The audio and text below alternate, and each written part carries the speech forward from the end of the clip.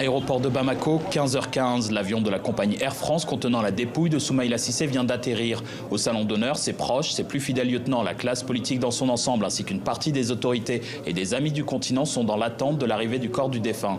Du haut de ses 10 ans de plus que moi, il m'a toujours couvert des conseils affectueusement. Et quand il me voit dire, alors jeune homme, c'est sur le plan professionnel, tout au long de ce parcours-là, j'ai découvert une machine intellectuelle.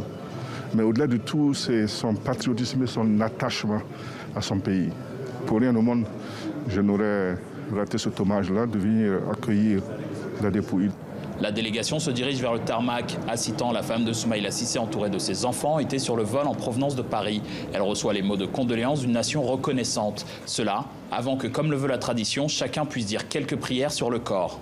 Avoir été enlevé pendant une campagne électorale, avoir été détenu pendant 6 mois, d'abord dans les forêts du Mema Farimake, ensuite dans les grottes de l'Adrar, et décédé 2 mois et demi après sa libération,